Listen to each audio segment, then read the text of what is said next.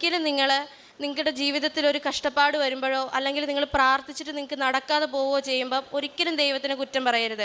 കാരണം ഞാനൊരു അനുഭവത്തിൽ പറയുകയാണ്. ഞാൻ ആദ്യത്തെ പരീക്ഷയിൽ ഞാൻ ക്യാൻഡിൽ പ്രെയർ പ്രാർത്ഥിക്കാറുണ്ടായിരുന്ന ഒരു വ്യക്തിയായിരുന്നു, ഉടമ്പടി എടുക്കാതെ. പക്ഷേ ഞാൻ ഫെയിലായി പോയപ്പം അതുപോലെ ഞാൻ കരഞ്ഞ് ദൈവത്തെ ചോദ്യം ചെയ്ത ഒരു നിമിഷം എൻ്റെ ജീവിതത്തിൽ ഉണ്ടായിട്ടില്ല.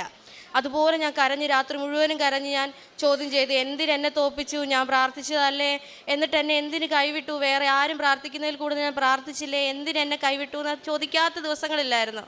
പക്ഷേ ഞാനിപ്പോൾ ഏറ്റവും കൂടുതൽ എൻ്റെ ജീവിതത്തിൽ വിഷമിക്കുന്ന ഒരു നിമിഷം ഞാൻ അങ്ങനെ ചോദിച്ചു പോയല്ലോ എന്നോർത്താ. എന്തിന് ഞാൻ അങ്ങനെ ചോദിച്ചു പോയി, ഞാനത് ചെയ്തത് തെറ്റല്ലേ? ഒരിക്കലും നിങ്ങൾ ആ ഒരു തെറ്റ് ചെയ്യരുത്. നിങ്ങൾ ആഗ്രഹിച്ച ഒരു കാര്യം നടന്നില്ല എന്ന് പറയുമ്പോഴേ എന്തിന് ദൈവമേ എന്നോട് അങ്ങനെ ചെയ്തു എന്ന് ചോദിക്കരുത്.